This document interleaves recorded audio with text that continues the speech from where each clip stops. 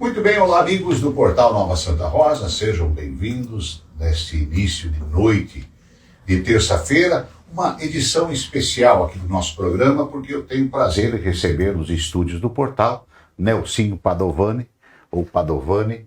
Primeiramente, boa noite, Nelsinho, seja muito bem-vindo ao Portal Nova Santa Rosa. Marine, obrigado pelo convite dessa agradável cidade do oeste do Paraná. Cumprimento a Sheila, que faz os trabalhos do estúdio também, a toda a comunidade de Nova Santa Rosa, do oeste do Paraná, do Brasil e do mundo.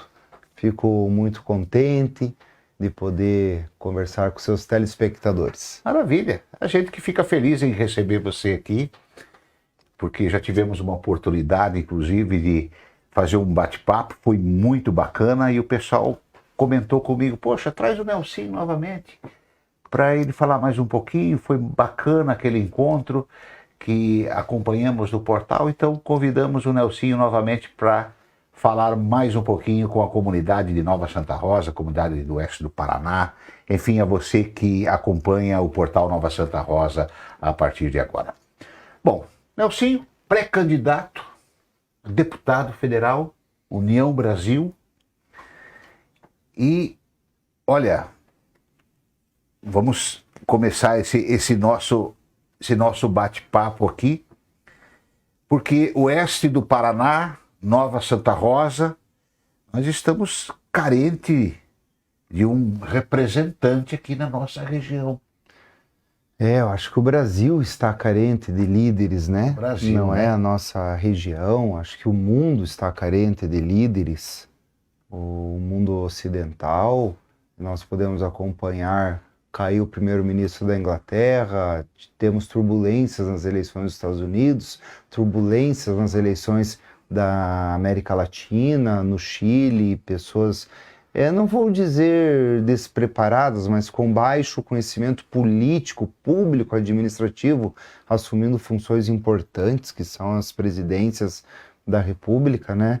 E administrar um país, administrar uma nação, administrar uma economia, o destino de uma população não é assim, não é como você pedir uma Coca-Cola ou uma Pepsi. Uhum. É uma questão muito séria, você precisa ter pessoas que conheçam minimamente um pouco de tudo e aonde quer chegar. Eu acho que é isso que é a grande questão hoje, Marine.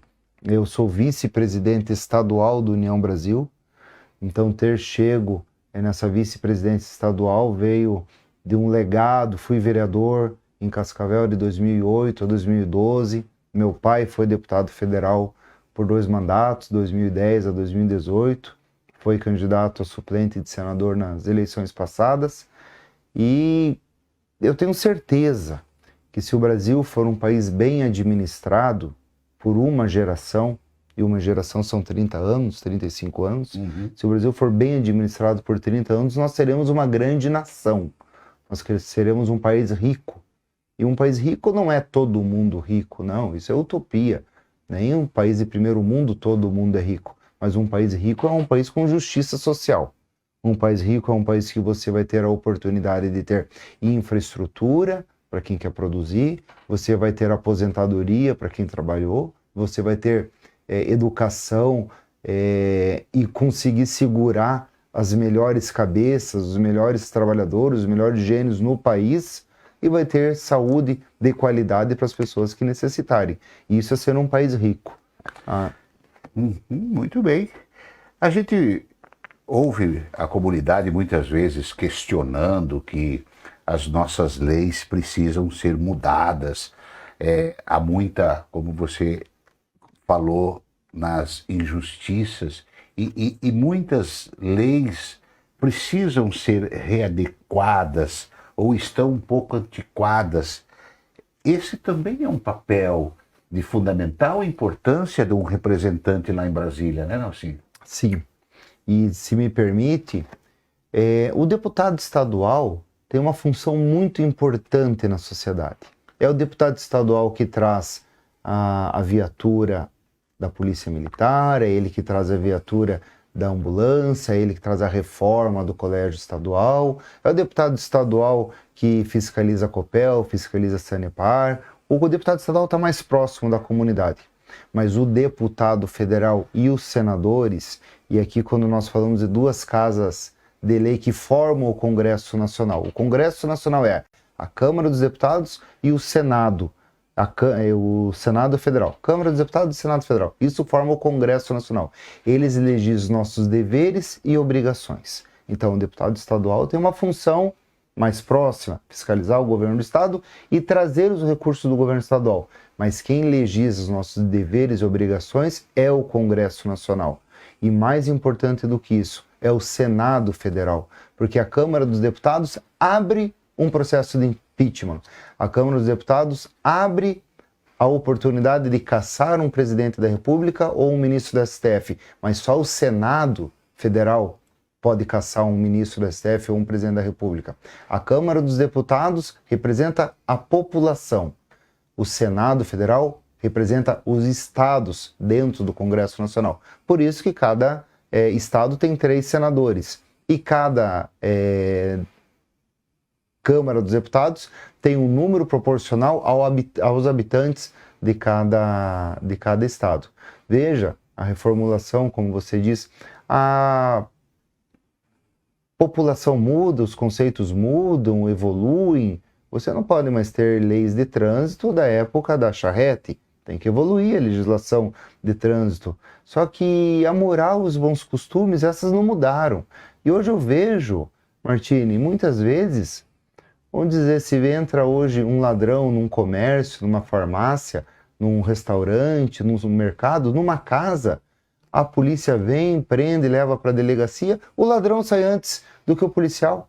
O policial tem que dizer por que prendeu, por que algemou, por que pôs na viatura, por que isso, por que aquilo, e o ladrão sai. Então está invertido a pauta de valores morais no Brasil. É isso que nós temos que resgatar urgentemente, ter um Congresso Nacional que defenda o cidadão, que defenda o povo brasileiro, urgentemente. Então, a Constituição de 88, que veio depois da Constituição dos anos 60, de um regime militar, ela deu muitas brechas, ou ela afrouxou demais e deixou muitas lacunas. Muitas leis foram votadas naquela Constituição esperando ter depois aditivos ou ter regulamentações. E essas regulamentações deram muitas brechas na legislação e que hoje a gente não está mais conseguindo segurar. E que hoje a gente precisa falar, precisamos olhar de novo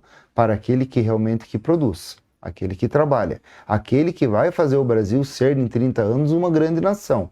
E é essa a função do deputado federal. É essa a função que o eleitor tem a oportunidade a cada 4 anos, num Estado democrático de direito, de escolher o que ele quer. Muito bem. Estamos numa região 100% agrícola, né? Aqui se respira a agricultura e o agricultor se pega muito preocupado, né? Há uma preocupação grande na nossa região, na agricultura, e em Brasília, o deputado com certeza pode mudar em muito essa agricultura, né? Vamos lá, você diz o agricultor está muito preocupado com o quê? Com a pressão, porque da porteira para dentro, o agricultor sabe fazer a sua parte. Exatamente. Vamos falar um pouquinho, eu tenho 2 irmãs agrônomas, eu sou pós-graduado em fertilidade de solo. Você, quando diz que o agricultor está muito preocupado, ele se sente pressionado, algumas questões. Uma, a questão custo de produção. Eu entendi o que você quer dizer. O agricultor quer ser valorizado, o agricultor quer ser lembrado, o agricultor quer ter um apoio. Você diz do medo dele de dar uma esquerda e vir uma reforma agrária para cima do agricultor e nossos títulos, nossas propriedades não valem. Isso que você quer dizer. Esse é outro grande temor aqui na nossa região, né? Já deu sinais aí de Terra Roxa, de Guaíra. Então vamos lá. Esse é outro grande problema. Vamos lá. O grande problema do Brasil hoje, o primeiro problema do Brasil, falando de agricultura, se chama logística. Não dá para o Brasil hoje chega no Porto de Paranaguá, uma tonelada de fertilizantes custa R$2.000. Chega, sai lá do leste europeu, sai da Rússia, sai e vem para o Brasil, custa R$2.000 a tonelada. Do Porto de Paranaguá até chegar na propriedade do agricultor está custando R$10.000 a tonelada. Você já pensou o que é isso? Impostos, transporte, pedágios, caminhões, falta de infraestrutura, falta de trens. Então, o que nós precisamos para o Brasil urgentemente é de infraestrutura, porque não dá para você competir a agricultura do Brasil. Vamos fazer uma análise. Se a Bolsa de Chicago paga $10 o bucho, que é como se mede a saca, né, de soja, que para nós é saca 60 quilos, para eles é o bucho, é 42 alguma coisa. Então, só $10, mas lá o custo de produção não. Nos Estados Unidos é $3. O bucho para nós é $10, mas o nosso custo de produção é 7. Quer dizer, não sobra nada para o agricultor. Né? Então, começa o problema da agricultura pela infraestrutura. Exatamente. Que bom que nós estamos colhendo milho, safrinha. Estive em contato hoje com profissionais do ramo. Nova Santa Rosa hoje está com 85% da safrinha colhida. Na região oeste, pelas informações que a gente tem, 70% do milho safrinha colhido. A região vem de 2 safras frustradas, né? O que prejudicou mais ainda o agricultor e, de uma forma geral, a agricultura, o comércio, a indústria, tudo. Claro. Né? Então, essa é a preocupação do agricultor, desse apoio do governo cada vez mais. Nós estávamos falando dessa questão indígena, né? Que é uma questão que preocupa bastante. E o Código Florestal, o Nelsinho? Código Florestal. Bom, o Código Florestal foi votado em 2017, meu pai foi um dos relatores do Código Florestal, trouxe paz ao campo, trouxe a oportunidade de nós fazermos o nosso CAR, de nós termos a nossa regularização das nossas propriedades. O que eu vejo hoje no Brasil, realmente, é a questão da logística. Para o agricultor poder ter mais ganho, você fala agora do milho, o milho que está sendo essa maravilha dessa colheita, graças a Deus, que tudo começou pela Embrapa. O maior legado que o regime militar, que o governo militar pode ter deixado para o Brasil foi a fundação da Embrapa em 1973. Hoje nós temos soja do Rio Grande do Sul até no Maranhão, hoje nós temos trigo do Rio Grande do Sul até no Ceará, hoje nós temos milho no Brasil inteiro graças à Embrapa. A Embrapa agora vem aí trazendo transgênicos para todos os tipos de produção. A Embrapa também vai ajudar na questão de peixe. A Embrapa é o coração do Brasil. Ponto. Agora, o que nós precisamos ter urgentemente na nossa região é um canal bioceânico. Eu sempre falo isso, que é a questão nós temos o Porto de Paranaguá trazendo a Ferroeste até Cascavel. Nós precisamos urgentemente que essa linha de trem chegue a Foz do Iguaçu e chegue ao Porto de Antofagasta, no Chile. O Brasil é o único país do mundo, ou o único país do mundo que consegue, do Brasil, falar com a Europa, do Brasil falar com os Estados Unidos e do Brasil falar com a Ásia. Mas para isso nós precisamos chegar aqui de Foz do Iguaçu até o Porto de Antofagasta. Paranaguá, Porto de Antofagasta, e fazer um canal bioceânico. Por que o Panamá é a Dubai das Américas? Porque o Panamá tem um canal bioceânico. Hoje, para você passar com um navio, que são 500 quilômetros apenas, o canal do Panamá, você paga $2 milhões. Hoje, para você dar a volta de Porto de Paranaguá, descendo o Rio Grande do Sul, descendo na Argentina, Uruguai, Argentina, Chile, subindo, dá 33 mil quilômetros. Você já pensou o tanto que nós iríamos economizar se nós tivéssemos o canal bioceânico? Então essa é a primeira questão logística que o Brasil tem que ter urgentemente, e garanto que o Paraguai iria apoiar. E garanto também que a Itaipu pode deixar de legado para o oeste do Paraná, para o Paraná e para o Brasil, o financiamento desse canal, dessa ferrovia de trem. Essa nova Ferroeste aí, Isso vai... Sim, a Ferroeste ela é importante, ela vai de Cascavel a Maracaju e ela vai de Cascavel a Chapecó. São 2 ramais. Só que ela continua levando todos os produtos até o porto de Paranaguá. Ponto. Isso é uma coisa. Outra coisa é nós criarmos um canal bioceânico, até porque Santa Catarina tem 2 importantes portos. Tem Itajaí e tem São Francisco. Então o que nós precisamos, e também tem o Rio Grande do Sul, tem Porto Alegre. Então o que nós precisamos ter no Brasil, urgentemente, colocar, e aí aquela questão de plantar tâmaras, né? Eu tenho certeza que quem planta câmaras não come tâmaras, né? Nós temos que plantar hoje para que no futuro ela seja feita, porque a Itaipu, e qual que é a minha ideia como pré-candidato a deputado federal? Meu projeto, não digo ideia. A Itaipu para de pagar o financiamento da Itaipu em 2 anos. E aí vem a nova negociação de Itaipu, o que vai fazer? É importante os royalties? É importante para toda a nossa região oeste do Paraná, para pagar esse prejuízo que nós tivemos com o Lago de Itaipu, que nos consumiu 152 mil hectares de terras agricultáveis. Isso é uma dívida histórica, que nunca vai acabar. Mas a Itaipu em 200 anos acaba. A Itaipu vai assorear. A Itaipu não é infinita. Você sabia disso? Não tinha esse conhecimento. A Itaipu, se você for hoje em Sete Quedas, onde era Sete Quedas, que se pescava ali era 60 metros de profundidade, hoje já está dando 20. É só você falar com os pescadores ali. O assoreamento, terra, areia. Aqui eu vou dizer uma coisa que às vezes as pessoas podem até ficar chocadas com o que eu vou dizer. A Itaipu foi a maior ignorância do mundo. É mesmo? Poderia ter sido feita no lago de Itaipu ou no rio Paranapanema e Rio Paraná 5 usinas, como foi feito no Rio Iguaçu. Salto Segredo, Salto Osório, Richa, Foz do Jordão. No Rio Iguaçu tem 5 hidrelétricas. Nós poderíamos ter feito no Rio Paraná várias pequenas usinas para segurar a decantação de barro e termos o mesmo aproveitamento hidrelétrico. Só que o que foi feito com Itaipu? Foi feito um projeto diplomático para resolver uma dívida histórica com o Paraguai.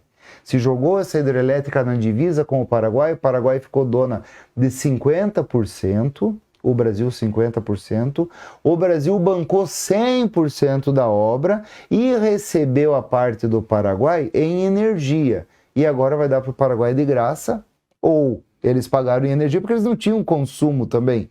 Então ela foi um projeto feito pelo Itamaraty, não pelo Ministério de Energia no Brasil. Você não sabia disso? Não tinha conhecimento. Olha, eu estou tendo uma aula aqui. Estou tendo uma aula e eu tenho certeza que meu amigo do portal Nova Santa Rosa que está acompanhando aqui, a gente vai adquirindo muito conhecimento. Ah, sim, né? Agora me diga uma coisa, Nelson, por que o dinheiro público, muitas vezes, ele é tratado assim como, sabe, eu acredito que o meu internauta do portal também vê isso, sabe, o dinheiro público devia ser algo mais sagrado. A gente vê obras faraônicas sendo aplicadas que daria para construir com um valor muito menor. Isso também precisa ser visto, não? Então, tipo assim, vamos terminar a questão de Itaipu, né? Só para a gente concluir, se você me permitir. Claro, com certeza. Então, em Itaipu, meu pai foi membro do Parlasul, meu pai foi deputado federal, o deputado Nelson Padovani. Eu entrevistei, só cortando, mas eu quero aproveitar o gancho, eu entrevistei o seu pai, o Nelson, esteve em Nova Santa Rosa, quando era deputado. Veio fazer uma visita na época então ao prefeito Norberto Pins e eu tive o prazer de aguardar ele na chegada e falei, deputado, vamos fazer uma entrevista aqui para o portal Nova Santa Rosa em vídeo, coisinha rápida. Me atendeu, fizemos uma entrevista muito bacana, foi muito legal, só para pegar esse gancho aqui, pegar esse gancho da tua entrevista que eu queria registrar esse momento, que quando ele podia ele estava presente aqui no nosso município. Com certeza. Então vamos lá. Marine, qual que é a ideia desse jovem que fala com Nova Santa Rosa para Itaipu. Itaipu, então, os estudos, quem tem alguma curiosidade, entre ali no site agora, vida útil de Itaipu, em quanto tempo Itaipu é a previsão, porque tudo, quando você faz um projeto de engenharia, ela tem um início, meio e fim. Em 200 anos a Itaipu acaba, até se a nossa Sheila quiser procurar, enquanto a gente está aqui fazendo o portal, ela pode procurar ali no Google e ela vai encontrar a vida útil de Itaipu, tá? Depois coloca aqui. Então, qual que seria a ideia? A Itaipu corresponde a 17% de toda a energia do Brasil. Com o fim de Itaipu, não vai abaixar o valor da energia. Com o fim de Itaipu, não, com o fim do financiamento de Itaipu, porque a Itaipu está pagando o financiamento lá. Por que não vai? Porque quem recebe a energia, os impostos de Itaipu é o estado de São Paulo. Porque toda energia fornecida por Itaipu vai para São Paulo, pela Linhão, Foz do Iguaçu e Vaiporã. Então, nem isso ficou para o Paraná. Nós perdemos terra, foi alagada, e a nossa energia vai para São Paulo. E o governo do estado de São Paulo não vai perder ICMS, que lá recebe o ICMS de energia, porque é feita na fonte consumidora. Então, mas desenvolveu São Paulo? Desenvolveu. São Paulo é o pulmão econômico e industrial do Brasil? Beleza. Foi importante nos anos 79 ter Itaipu? Foi. Tá bom. Então agora 17% de toda a energia do Brasil. Se a Itaipu parar de pagar o financiamento, o que vai ser feito com esse dinheiro? Vai ficar dando para patrola, para pintar meio fio, pagar aluguel de cidades? Não, isso no mundo não vai virar nada. Isso na história do Brasil não vai virar nada, vai tudo virar ferro velho. O que eu vou lutar em Brasília? Para que a Itaipu banque o projeto do linha de trem, um trem elétrico, um trem moderno. E aí nós que estamos no oeste do Paraná, não vamos mais ser o fundo do oeste do Paraná, não vamos ser o fundo, nós vamos ser a frente. E nós vamos ter aqui a nossa região industrializada e vamos exportar o nosso frango, a lata, o azeite, a mão de obra, a embalagem, o suíno, a carne de gado para o Oriente Médio, para os tigres asiáticos, através de Foz do Iguaçu, Assunção, Porto de Antofagasta. E a Itaipu faz agora o projeto, paga o projeto e depois paga o financiamento. Que seja feito em 30 anos, 50 anos, 100 anos, até 200 anos. E quando aí quitou Itaipu, eu não tenho noção do valor, mas eu tenho certeza que não é o fim do mundo, porque existem linhas de trens nos Andes, ou nos Andes não, mas em áreas de gelo e de montanhas na Rússia há 200 anos. Como é que a gente não vai fazer aqui? Ou se quiser fazer, faz seguindo as estradas que já existem estradas que saem de Assunção até o Porto de Antofagasta. Faz ali seguindo elas. Pronto. Aí nós teremos um grande legado da Itaipu, que além de ter gerado energia, ter desenvolvido o Brasil, ter desenvolvido as indústrias do estado de São Paulo e o Brasil, porque o Brasil, depois do Itaipu, fez carro, fez geladeira, fez eletrodomésticos, fez metal pesado, fez fundição, tranquilo. Agora Itaipu deixa para nós esse trilho de trem para baratear a nossa logística, porque hoje 82% de tudo que chega no Porto de Paranaguá é transportado por caminhão.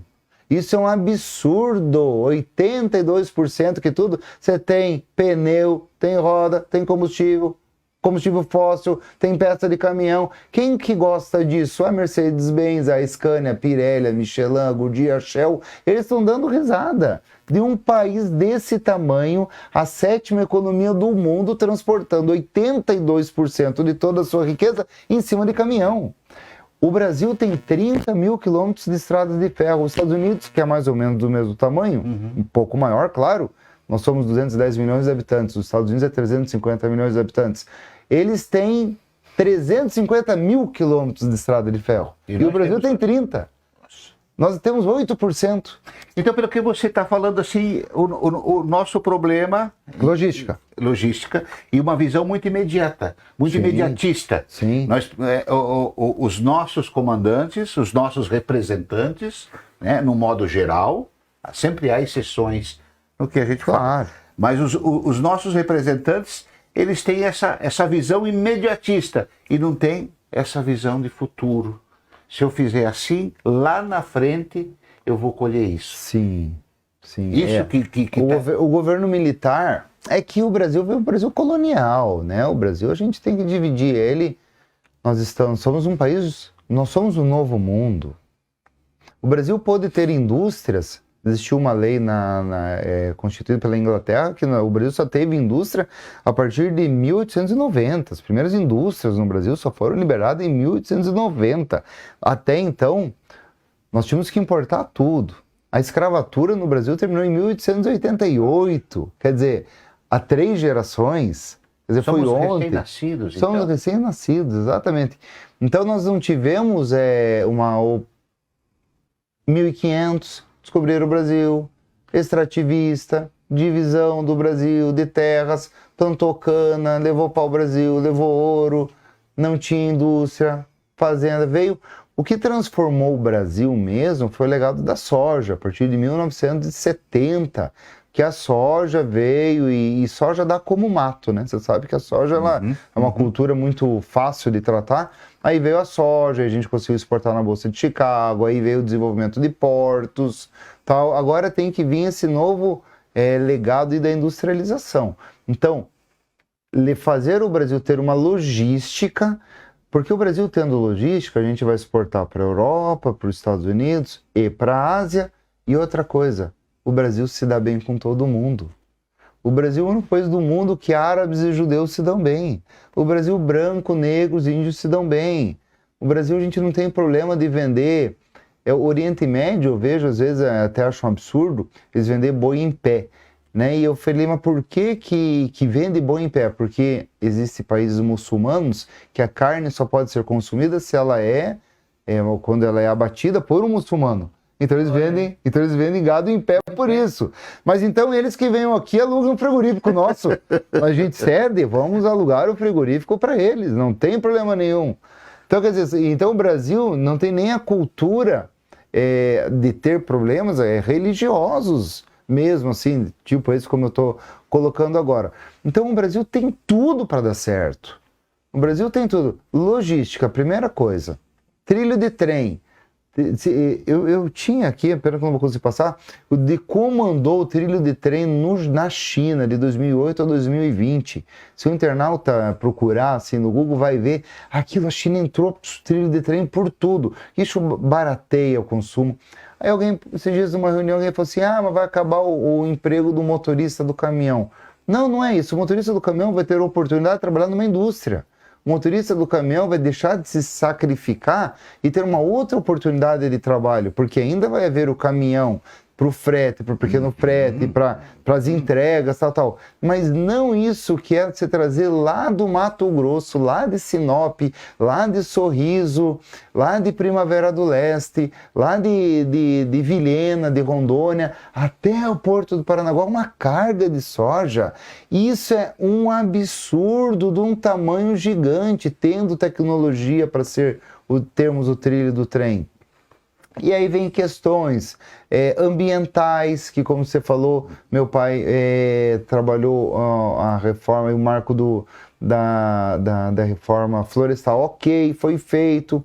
Hoje nós temos que ter as estradas parque. Veja, a Ferrogrão está parada de Sinop ao Porto de Miritituba por uma decisão do STF, porque passa ali um cantinho de uma área indígena e de uma reserva, um parque nacional, que não passa. A Ferrogrão, coisa mais importante do mundo, todo o escoamento do norte de Mato Grosso indo para o Porto de Miritituba, através do Rio Madeira, que nós iríamos exportar para o mundo inteiro, está parado por causa de uma questão ambiental de um parque. Uma reserva florestal, uma reserva indígena, isso não pode acontecer. Tem que ter leis, e aí vem a questão do deputado federal. O deputado federal que vê, questão indígena. A questão indígena é uma tragédia.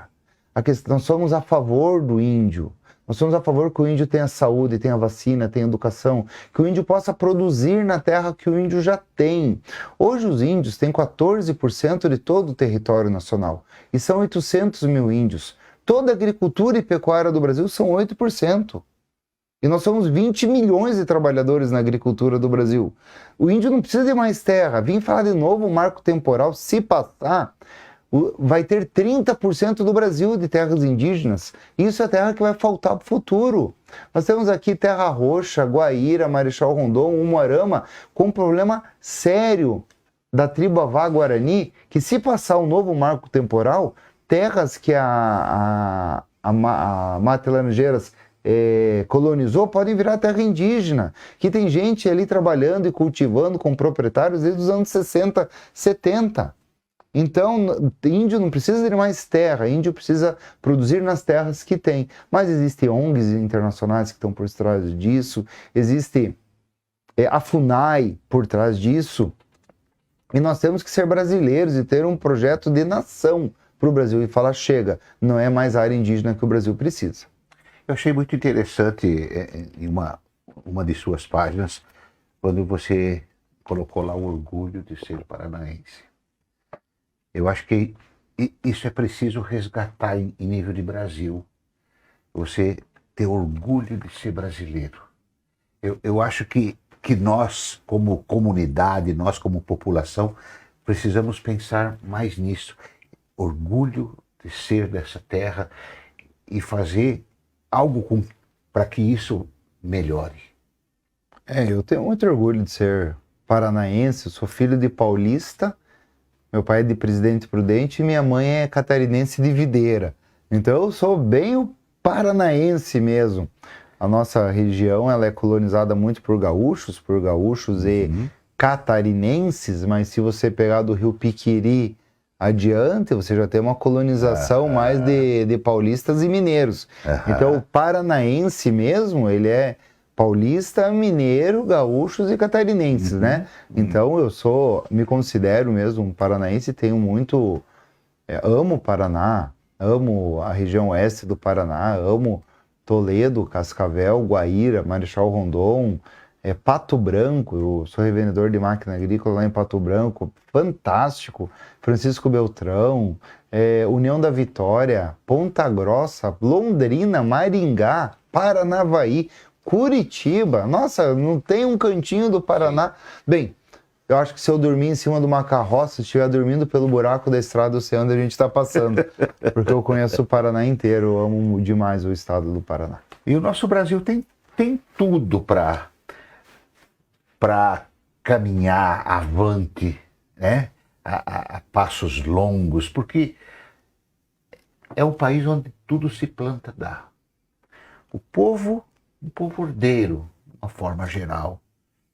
Nós vivemos num país fantástico, né?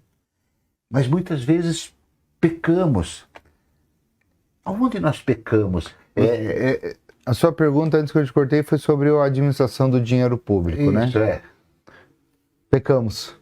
Pecamos porque as pessoas falam, eu não quero saber de política, eu não gosto mais de política, eu não quero saber. Mas o político está lá porque o povo colocou.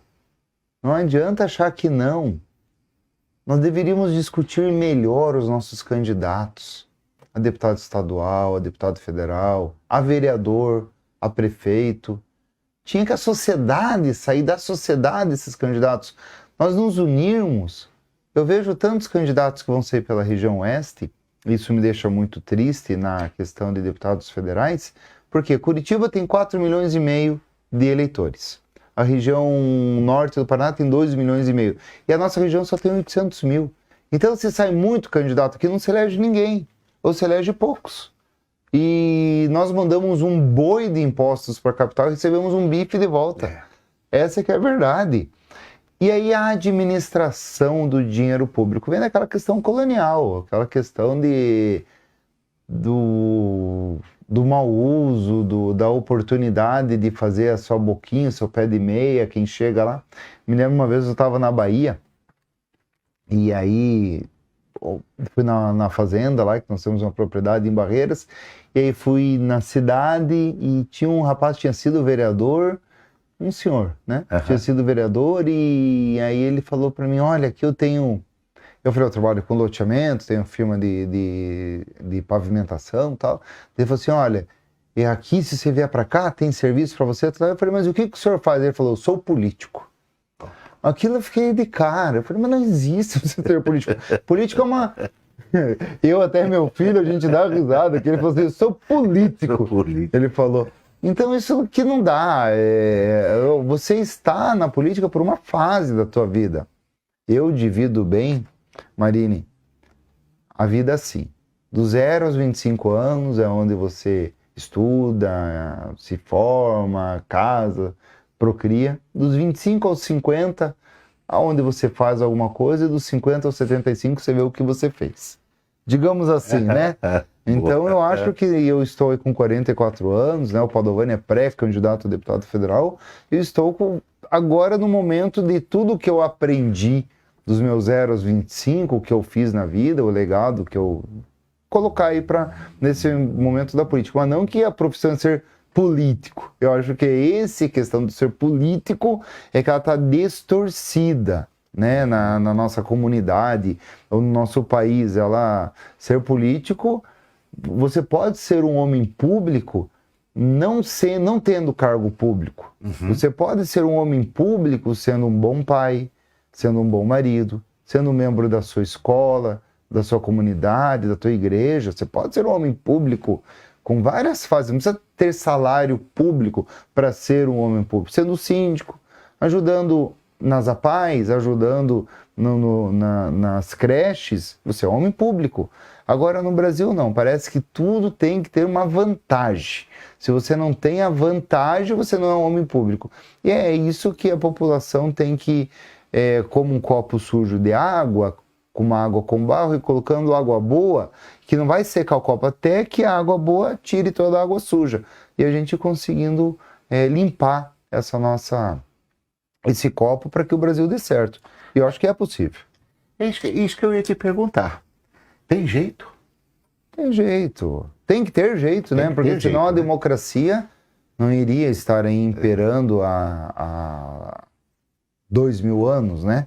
A democracia, ela vem, não é um meio perfeito de governança, porque não existe meio perfeito de governança. A monarquia, o império, a ditadura, a democracia, eu acho que ela é a que se estabelece melhor.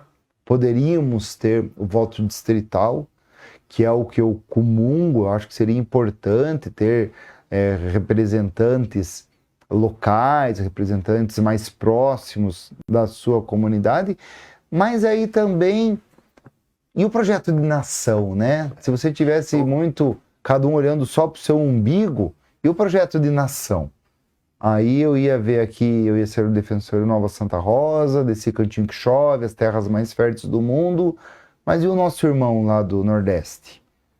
Hoje o Brasil, dos 26 estados mais o Distrito Federal, são 27 estados, tem 16 estados que tem 50% da população ganhando menos de um salário mínimo. E isso é a fome. A face mais triste da miséria é a fome. Não acha você que não existe fome no Brasil? Existe. Eu, quando fui vereador em Cascavel, eu vi muitas pessoas, eu entrei em muitas casas que as pessoas cozinhavam numa latinha de cera. Cera... Aquela pasta, aquela, né? Aquelas latas de cera em pasta. Eu acho que canário. Isso, né? Cera canário. Né? Sim. Então eu vi gente cozinhando feijão nessa latinha. Existe. Eu entrei em muitas casas que no fundo das casas as pessoas falavam: seu Padovani, vem aqui. Tinha gente acamada sem uma fralda para pôr. Existe aqui. Se bobear em Nova Santa Rosa, em Toledo, em Guaíra, em Cascavel, em Campo Bonito, no Mato Grosso do Sul, aqui, a 80 quilômetros. A pobreza existe, a fome existe. E a fome não é uma coisa intangível que ela é para bonito, não, ela é real. Então, se nós começarmos a andar um pouco a mais no Brasil, nesse país desse tamanho, a gente tem que saber que a gente tem que dividir essa riqueza de uma forma assim. Tem o Papa João Paulo II, Marine, Papa João Paulo II tinha uma frase que ela é importante. Ela falava: dê pão a quem tem fome e fome de justiça a quem tem pão. Eu acho que isso que é importante para nós como brasileiros, para nós como políticos entender, né? Dê pão a quem tem fome e fome de justiça para quem tem pão. E ter fome de justiça a quem tem pão não é só pro brasileiro, mas também é pro africano, também é pro latino-americano, Que isso é que é importante nós entendermos, que a fome ela não tem classe social, ou tem cor, ou tem bandeira. A fome é um problema mundial. E o Brasil, como produtor de alimentos, ele tem um papel importante na sociedade e que nós precisamos de apoio do mundo para que nós possamos produzir mais alimentos. Para isso a gente precisa ter mais segurança, para isso nós precisamos ter mais um ambiente sadio, precisamos ter direito à propriedade, precisamos ter direito à segurança jurídica, para que as coisas aqui desenvolvam safra após safra e a gente vá mandando comida para o mundo e mandando comida para o Brasil e fazendo com que as coisas andem em paz. Acho que essa é a visão do deputado federal. Essa é a visão do Padovani, pré-candidato a deputado federal. E a região oeste do Paraná, Nova Santa Rosa, a gente estava comentando isso com alguns colegas, o quanto nós estamos carentes de um representante da agricultura aqui. Sim, acabou. Nós tivemos o saudoso Miqueleto na época. Tivemos o Miqueleto, o Esperafico, o Balbinotti, o Padovani, né, meu pai. Tivemos o Dr. Roberto Vipiche.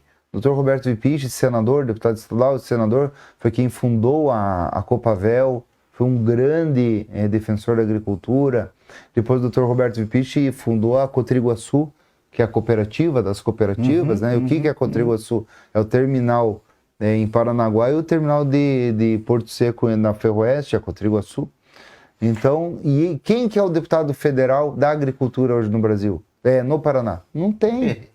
Essa pergunta que eu queria te fazer. Quem é o nosso representante, né? Nosso, eu digo em termos de região, no que tange a área da agricultura.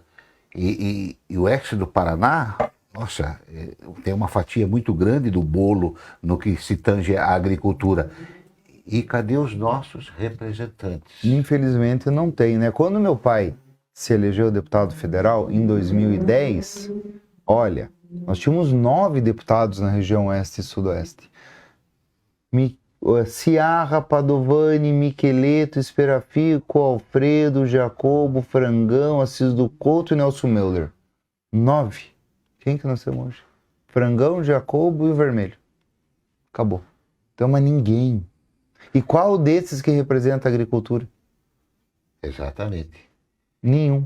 É bem preocupante. Você já esteve na Câmara Municipal de Cascavel, empresário em Cascavel, tem uma vasta experiência na vida pública, já lá, e vem de berço, né?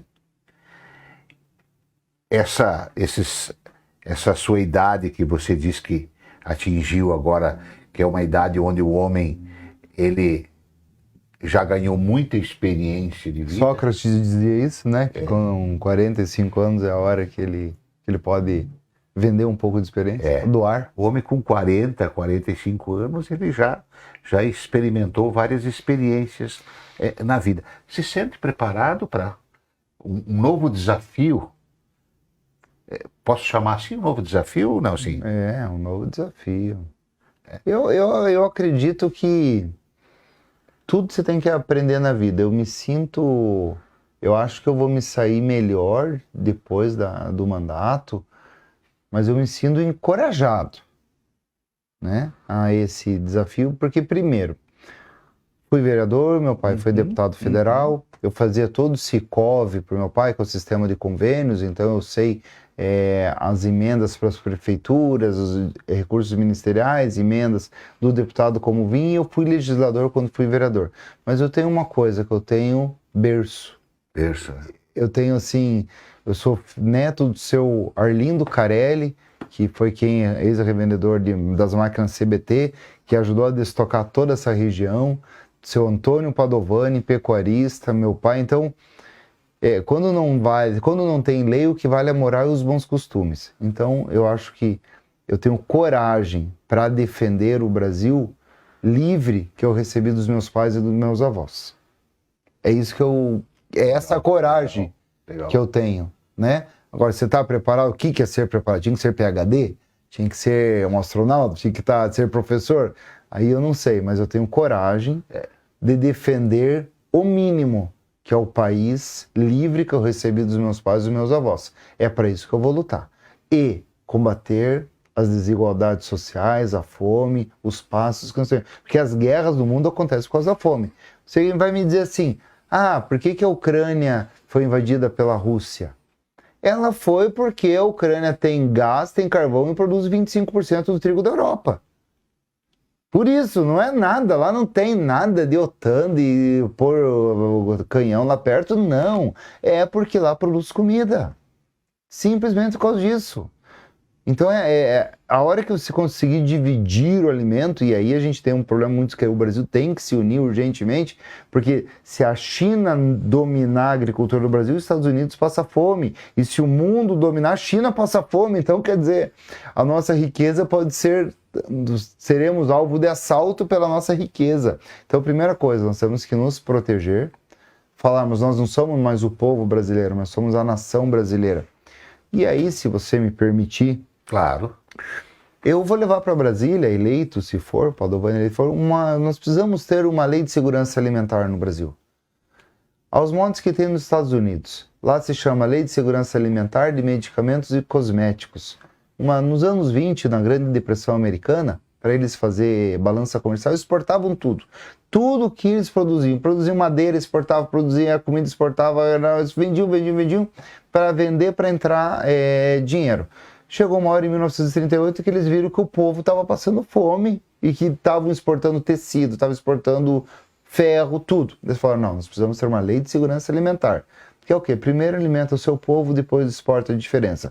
Hoje no Brasil nós não temos mais nem a Companhia Nacional de Abastecimento, a CONAB. Acabou, que fazia um estoque regulador de milho, de soja, de arroz, de feijão, acabou, faliu. Então uma lei de segurança alimentar, com aos moldes que existem nos Estados Unidos, ela é fundamental. Eu fico indignado quando eu vejo o Brasil, o maior produtor de soja do mundo, o segundo maior produtor de milho do mundo, o maior produtor de café, o maior produtor de suco de laranja. Somos 210 milhões de habitantes. Temos 220 milhões de cabeças de gado e o nosso povo não consegue mais comprar 1 quilo de carne moída. Não consegue mais comprar 1 quilo de frango. Isso não é justo com a população. O que teria que fazer isso falando em números rasos? Vamos dizer que nós produzimos 4 milhões de toneladas de frango e consome 2, vamos exportar 2. O problema no Brasil é que a gente produz 4 toneladas de frango, consome 2 e exporta 3. Porque o mundo tem dinheiro para comprar. Eles têm mais dinheiro que nós, então eles compram nossa safra 1, 2, 3, 5 anos adiantada. E aí cria esse déficit cria esse déficit de proteínas para a nossa população. Aí você vai me falar, mas Nelson, você não pode taxar isso? Pode.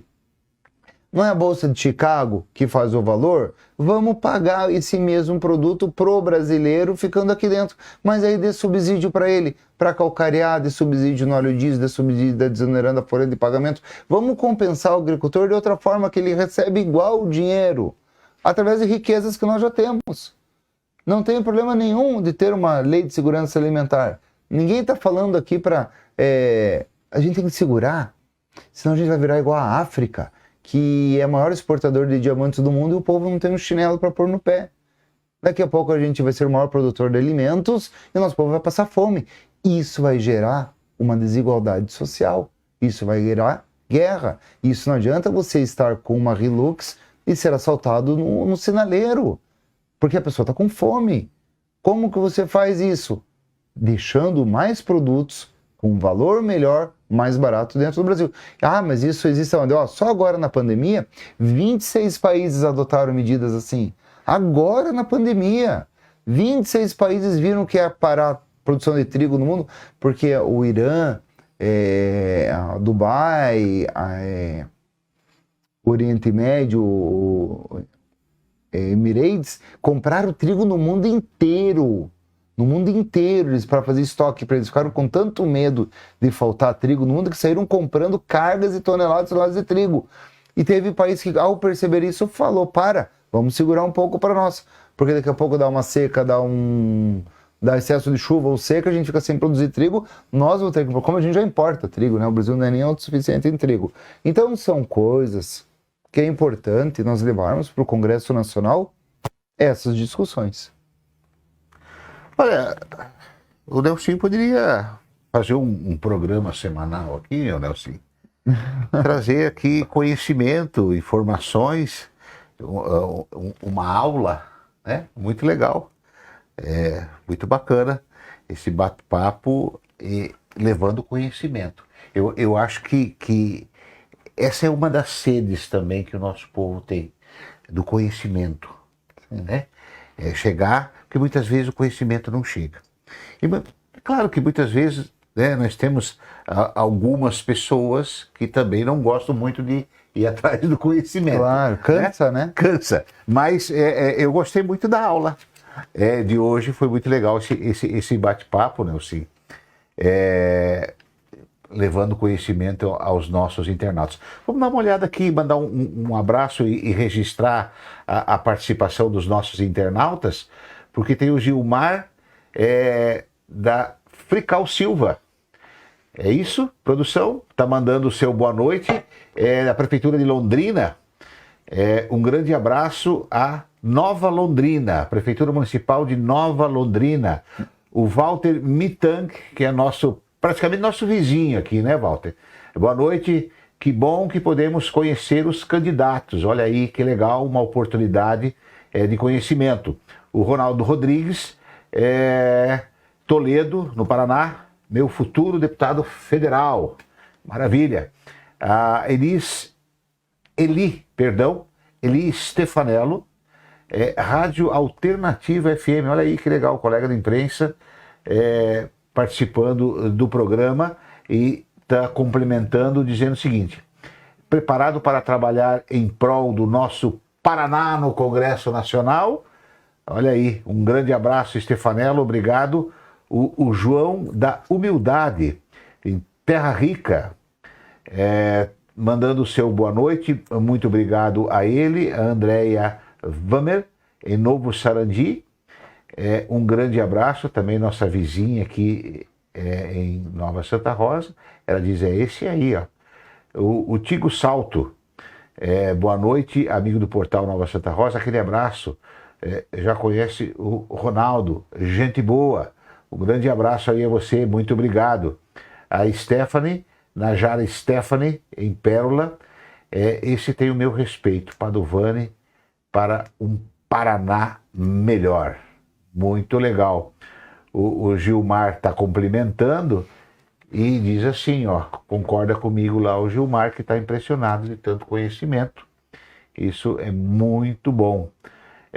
Tem mais uma participação, Rodrigo Mioto, da loja Mioto, diz assim, nosso Paraná estará muito bem representado em Brasília, com certeza Padovani será um excelente deputado federal. A Regina da Silva também está mandando o seu boa noite. E aí tem conhecimento o Rubens da Silva, lá de Pérola. A Sirlene Melo está mandando um joinha, obrigado. E está dizendo assim, ó, parabéns, deputado, pelo seu trabalho. Olha aí, Rodrigo Santana Rodeio, estou acompanhando, diz ele, muito bom, o pré-candidato, né? Nelsinho Padovani, que está participando do programa e levando conhecimento. É um bate-papo, né? É um bate-papo. É um bate-papo, levando conhecimento. Eu acho muito interessante porque, olha, não são todas as pessoas que conhecem o verdadeiro trabalho de um representante lá em Brasília, de um deputado federal.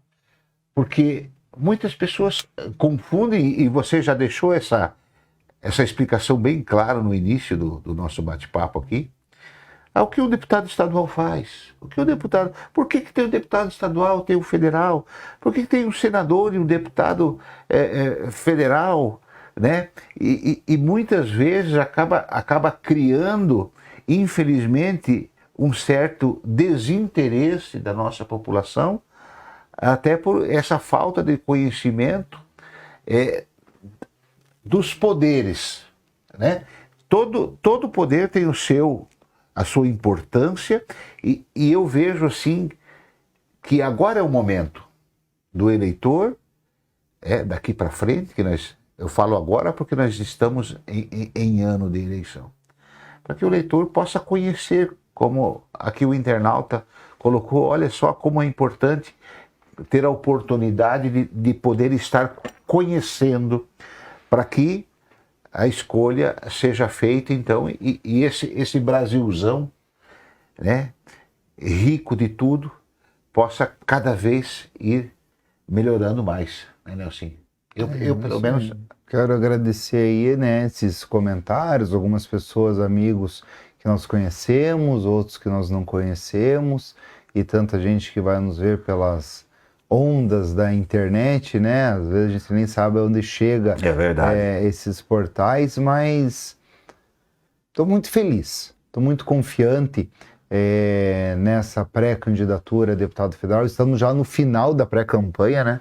Dentro de uma... Eu te perguntar, você é pré-candidato até que data? Até o dia 5, que é o último dia das convenções. Aí já começa a campanha eleitoral propriamente dita, que é uma campanha muito rápida, né?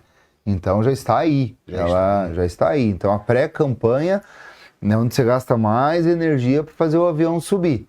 Agora as pessoas têm que te ouvir, te conhecer, pedir, te explorar o que você sabe, porque muitas vezes as pessoas querem votar naquele que é mais simpático, naquele que dá alguma coisa, naquele que promete alguma coisa, mas não naquele que realmente vai transformar a vida da pessoa.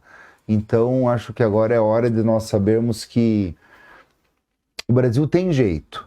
O Brasil vai dar certo, mas para o Brasil vai dar certo depende que o eleitor também queira que o Brasil dê certo. O eleitor tem que fazer a parte dele, tem que empurrar, ajudar a empurrar, ajudar a desentuchar aquilo que está ruim na boca do cano e que passe coisa boa ali por dentro, que daí as coisas vão andar. Então vai depender muito do eleitor. Se o eleitor ficar contaminando a política, de novo, com um político ruim, ela vai entupindo e vai passando pouca coisa boa. Agora, se a gente fizer uma renovação, se nós fizermos uma mudança, de que não, vamos limpar, vamos quem vem com sangue no olho, quem vem com vontade, quem é candidato novo. Não que os candidatos do passado não foram bons, claro que foram, todos fizeram o melhor que puderam no seu tempo, um com mais conhecimento, um com menos conhecimento, uma com uma história de vida diferente, uma com uma visão de mundo diferente, mas agora nós estamos num mundo diferente, um mundo globalizado, um mundo mais jovem, o mundo da internet, um mundo com outras necessidades, um mundo que o jovem aspira novas profissões, novos talentos, novas realidades, e a política tem que andar junto para que a gente consiga, de uma forma não lúdica, que eles entendam que o mundo é essa fantasia, mas trazer a fantasia para a realidade, mas fazer que o mundo seja bom para todos. Então é isso que eu acho que é a função do verdadeiro deputado federal, do verdadeiro senador, do futuro presidente da República, seja ele com a sua bandeira partidária que seja, que ele chegue lá e fala, opa, eu defendo isso e isso eu não vou abrir mão. Você defende aquilo, então tá, como que a gente consegue fazer com que as coisas andem? Porque o Brasil não vai parar. Pode vir um novo governo daqui 4 anos, mas daqui 40 vai ter o Brasil, daqui 400 vai ter o Brasil. E que Brasil a gente quer? A gente quer um Brasil que dê certo, um Brasil que seja uma nação brasileira e que abrace os seus filhos. Muito bem, Nelson. Eu quero agradecer aí a disponibilidade sua de estar conosco aqui no Portal Nova Santa Rosa, levando um pouquinho de conhecimento aos nossos amigos internautas. Muito obrigado, né?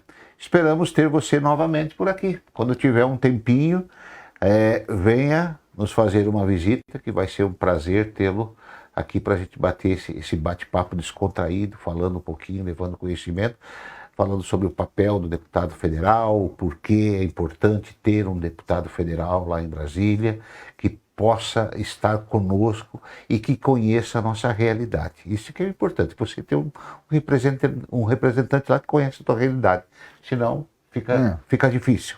E conhecer a nossa realidade aqui, assim, sem sombra de dúvida, defender a agricultura, defender o agricultor, o homem do campo, mas defender a agricultura não é defender o fazendeiro propriamente dito, é isso que as pessoas têm que entender.